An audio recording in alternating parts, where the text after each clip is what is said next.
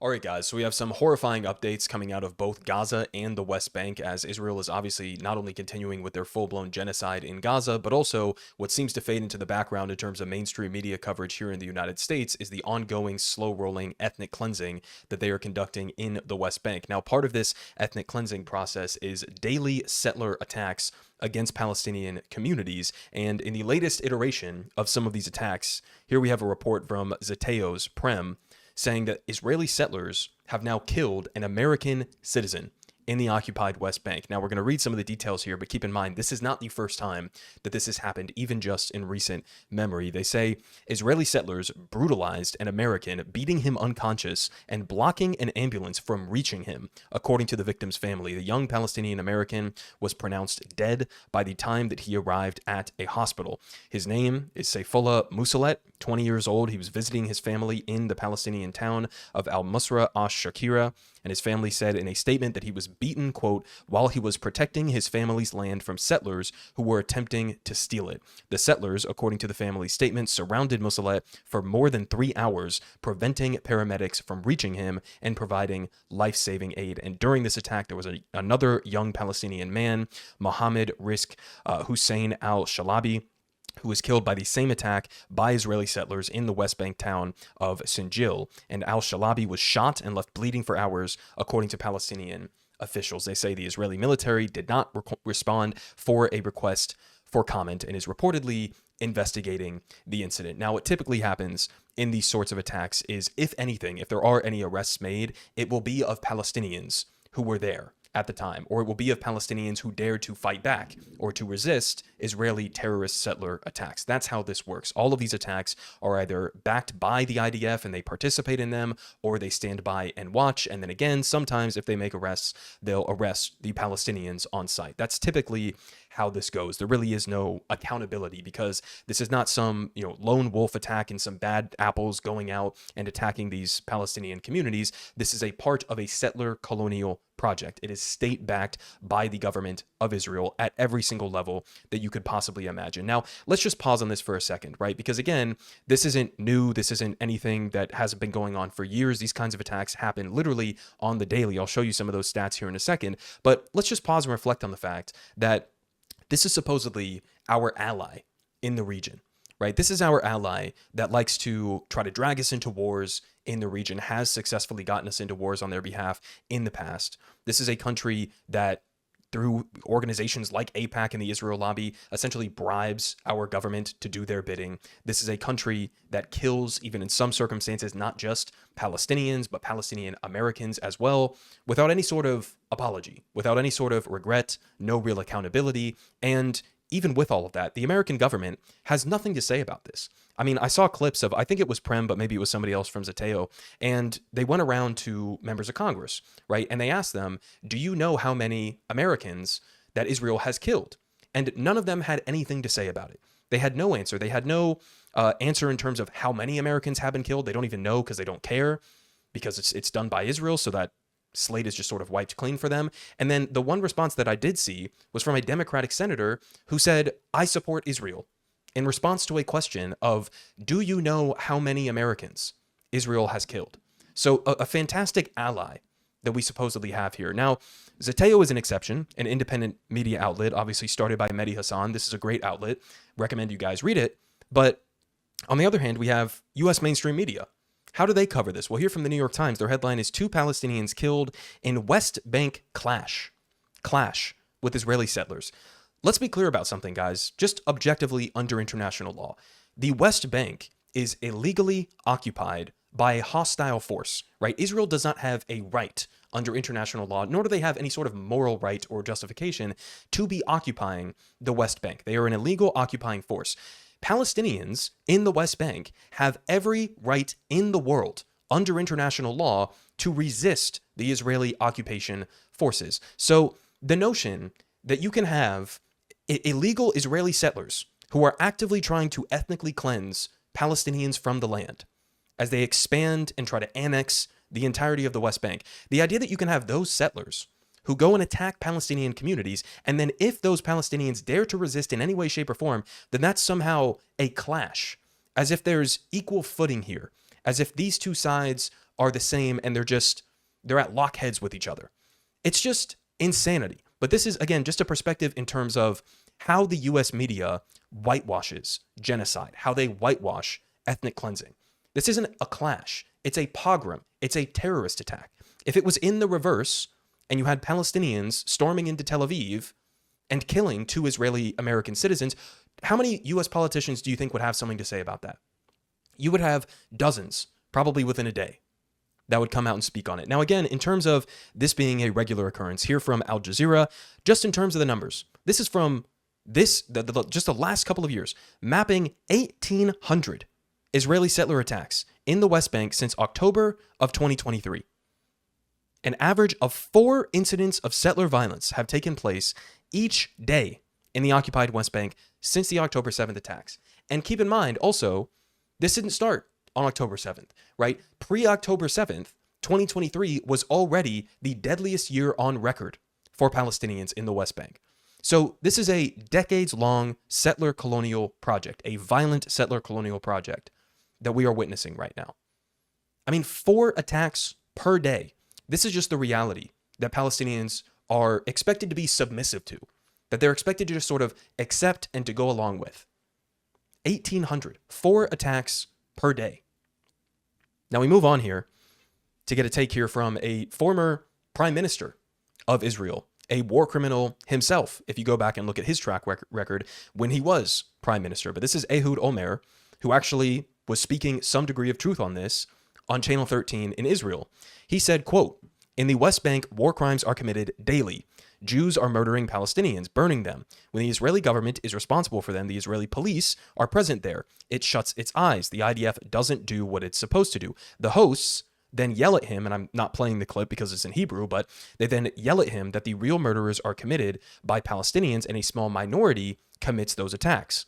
He replies, "You are making fraudulent and misleading claims. Every day, Hilltop youths of horror, attacked by the hundreds, and Palestinians are assaulted and run off their lands. Their fields are burned, their homes are burned. Yesterday, a fellow, an American citizen, was walloped on the head with a club and killed." And as he points out here from Shael Ben Ephraim, no one knows better than a former prime minister that this could not happen without the full backing of the Israeli government, the IDF, and the police. This is an intentional policy by Israel to run Palestinians out of the West Bank. And Shael is somebody who I've been following for a long time, actually. He is now an anti-Zionist. He used to be a Zionist himself, and he has witnessed what Israel has been doing both in the West Bank and in Gaza over just the last couple of years. And he said, I can't do it anymore. I no longer identify with the label of Zionism. This is horrific. And he has been going, pretty hard against it over the last couple of months from what I've seen. So again, if you want somebody to follow for a former Zionist perspective on what's going on, recommend Shael there as well. Now, we also had this attack, which wasn't even mentioned from anywhere that I saw in U.S. mainstream media, which is kind of incredible. But, as pointed out here by Max Blumenthal, he says, Israel slaughtered so many children last week in Gaza that its torching of the St. George Monastery, originally built in the 4th century, passed largely without notice. They torched this 4th century St. George Monastery. And as pointed out here by Theophan, Israeli settlers set fire to the St. George Greek Orthodox Monastery and the Christian cemetery in the Christian village of Taba in the West Bank. This is the place that, according to the Bible, Christ sought refuge in John 11:14 before his passion and death, called Ephraim. So, part of the reason I bring this up is not only because, of course, this is a war crime, one of the many that is committed in the West Bank on a daily basis, but also it's incredible to me that you have so many conservatives who can look at this situation, and even if you might not care, which you should, but even if you don't necessarily care about the issue, or you have a dehumanizing view of Palestinians or Arabs in general, right? Even if you have a racist perspective on this, even just from a selfish perspective, right? Israel is killing American citizens. They are attacking historic Christian villages inside of the West Bank. They've bombed churches inside of Gaza. Now, there are some conservatives that I've seen that I think to some degree are very cynical about this and are sort of weaponizing it in an insincere way, like Candace Owens and Tucker Carlson, for example, who seem to only bring up the fact that some Palestinian Christians have been killed, and it's like they don't care about Muslims or anybody else, but they just bring that up. But it's like, you would think to some extent, again, that like, and this shouldn't be the way that you think about it, but you would think to some extent that a huge portion of conservatives, right, pro-America, pro-Christian, would care that in the supposed birthplace of Jesus Christ, that Israel is doing this kind of stuff on a daily basis. But it seems overwhelmingly they don't give a shit about it. You don't hear Fox News talking about this kind of stuff, right? Now we continue in terms of updates out of Gaza. Here from Dropsite News, there were just 120 Palestinians killed and 557 wounded in one day, just yesterday, in Gaza. They say Gaza is being crushed under one of the most extreme collective punishment campaigns in modern history. Some of the facts on that: there was a food blockade with starvation enforced for over 140 days, with trucks routinely turned back. And you also have obviously these aid sites that are basically just killing scenes, as have been described by IDF soldiers themselves, killing fields. They say water distribution sites have been bombed twice this week, with civilians shot while lining up for water. You have sea access that's forbidden. Israeli forces open fire on anyone approaching the coast. The population is trapped in just 14% of Gaza's land, and even that is under constant attack. And keep in mind, the openly stated plan from the Israeli defense minister, Israel Katz, that he laid out last week, is that they want to concentrate them into an even smaller piece of land, into a giant concentration camp, at which point anybody outside of that will be killed. Anybody inside of that will be pressured to leave the Gaza Strip in a mass ethnic cleansing campaign. So that is the plan for the immediate future of Gaza. They also say that fuel shipments have been blocked for 130 days, resumed last week with minimal amounts the UN says are not even enough for one day. They say hospitals, sanitation, and water systems are collapsing due to fuel and electricity shortages. There are premature babies who are dying because there is no baby formula that is allowed to enter. There's no incubators and no power. There are dialysis services that are stopped or severely limited, with thousands of kidney patients just left to die due to inadequate medical services. They say there is no access to medicine or equipment. Israel is blocking the entry of entire categories of medical items under dual-use pretexts, meaning we think you're going to give this to Hamas and Hamas is going to turn this into a weapon somehow. But included on that list of things, I mean, think about this, guys. Operating tables, right? Hamas was going to manufacture a rocket out of hospital tables, right? That's what we're talking about. Surgical knives. I guess they could throw a surgical knife real hard and fast at somebody. I mean, anesthesia carts, ultrasound transducers, inhalation devices, blood test kits, freezers for preserving vaccines, sterilization equipment, orthopedic sets, refrigerators for preserving blood. This is what they have listed under dual use. These are all terrorist weapons, I guess, apparently, according to Israel. Finally, they say hospital tents and field clinic equipment are also being blocked, and aid workers are being targeted, with hundreds killed since October. 2 Red Cross workers were shot just this weekend, and humanitarian organizations forced to coordinate every step with the Israeli military, often turned away or led to unsafe routes where they must operate under live fire. And you get one of these pictures that we've gotten out of Gaza just recently. I mean, the destruction is endless. There's almost no building left standing in any of these pictures that I've seen coming out of Gaza. This is what they're being subjected to. Now, also pointed out here by Abby Martin, to contextualize where we're at right now, more Palestinians have now been massacred simply lining up for food than the total number of civilians killed on October 7th. Let's think about that, right? I mean, the entire pretext that Israel and the United States used to justify this genocide in Gaza was the October 7th attack. And we have had not just, I mean, you can't even compare October 7th to what Israel did in response to it, because it's not comparable by any metric whatsoever. But now you have this metric where there are more Palestinians who have been killed just trying to reach aid. Starving Palestinians who have been starved intentionally as a starvation campaign, utilizing starvation as a weapon of war. They've been starved for months and months and months at this point. And they desperately show up to these bullshit aid sites that are really just killing centers to try to get their hands on something to carry themselves over to the next day. And there have been more of them killed at or around these aid sites than were killed on October 7th itself. And you still have people justifying this as if this is some sort of a war of self-defense. Now, we also had this. I mean, this is just sick and disturbing stuff here. This is, I believe, an Israeli sort of military company here, and they put out a video where they show their latest technology, and they're bragging about this. You can see in this post here that they put out directly: Spike Firefly, proven precision, redefining the tactical edge. And this is what they're using as sort of like marketing. I mean, you can see the video here. Looks like somebody just walking along here. I don't see anything identifiable about this person that could even plausibly be interpreted as them being an active militant or anything. And they show the technology, chasing this guy down as he tries to run for cover in an alley, and it blows him up. They posted this on their own page. Like, this is how sick and twisted the Israeli government, the Israeli society has become, where this is something where they think this is normal, right? Let's post ourselves blowing somebody up on the street because this will demonstrate how well our weaponry works so that we can then sell this to other people.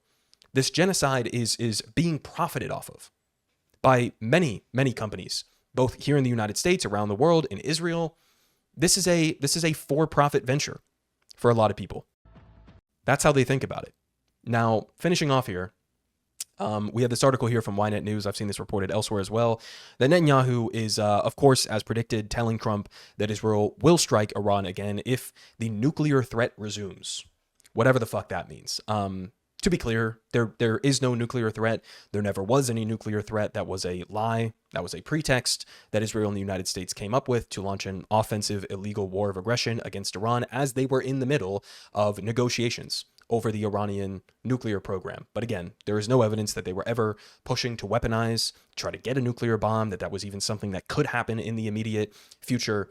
But this is the line that he's going with. So I'm sure next couple of weeks, this is probably something that they just talked about in their meeting, that as Bibi Netanyahu was visiting here in the United States. I'm sure that they talked about this, and in the next couple of weeks, likely that we're going to see Benjamin Netanyahu and Donald Trump try to come up with another justification to get us into a regime change war in Iran. And to be clear, that's the goal, right? This was never about nuclear weapons. It was never about Iran being an unreasonable or irrational actor that you can't negotiate with or whatever. They desperately want a nuclear bomb. No, that's not what any of this is about. This is about power. This is about the U.S. and Israel wanting to maintain hegemonic control over the region. The only sort of resistance in a real sense left at this point, with Hezbollah largely decapitated at this point, with the Syrian government falling. Now it seems like the new former Al-Qaeda leader wants to normalize relationships with Israel.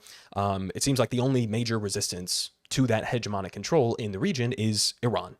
So that's what this is actually about. They want regime change. They want a U.S.-friendly or a Western-friendly or an Israel-friendly government to replace the current one. And it seems like this is something they're seriously considering doing. So, obviously, major story that we're going to have to keep up with on that. Just the audacity, the warmongering of these people to think that this is something that they can do, they have a right to do, that this will end well for anybody, that it will end well for Israel, that it will end well for the United States, that it will end well for the region or for Iran. It's just, it's unbelievable levels of insanity. Now, finishing off here with, a slim bit of positive news, or at least news in the right direction here, from Middle East Eye and Arnaud Bertrand. He says, wow, 20 countries, including China, are meeting in Bogota this coming week to declare, quote, concrete measures against Israel's violations of international law. The states that are going to take place in this summit are Algeria, Bangladesh, Bolivia, Brazil, Chile, China, Colombia, Cuba, Djibouti, Honduras, Indonesia, Ireland, Lebanon, Malaysia, Namibia, Nicaragua, Oman, Portugal, Spain, Qatar, Senegal, South Africa, Turkey, St. Vincent and the Grenadines, Uruguay, and Palestine. So those are the countries that are reportedly going to take place in this meeting. What exactly they mean by concrete measures, I guess that's what we're going to have to, wait and find out from the meeting. But hopefully, outside of the United States, because we know we're not getting it from here, but hopefully if there is enough collective pressure from the rest of the world, maybe we can bring about an end to all of this. So I'll leave you guys off with that. It's horrifying shit every single day, both in Gaza, the daily aid massacres, the push to concentrate them into a massive concentration camp to then push forward with the ethnic cleansing plan, the ongoing ethnic cleansing in the West Bank, the ongoing settler attacks and terrorism in the West Bank, the ongoing push for a full-blown war with Iran. The absolute shit show never ends, it seems. So I'll keep you guys updated. That's all I got for you today. Reminder, like, comment, subscribe if you support this kind of content. We're on our way to 100,000 subscribers. And I'll see you guys tomorrow. Politic guy has the best politics. Believe me, no one does it like him.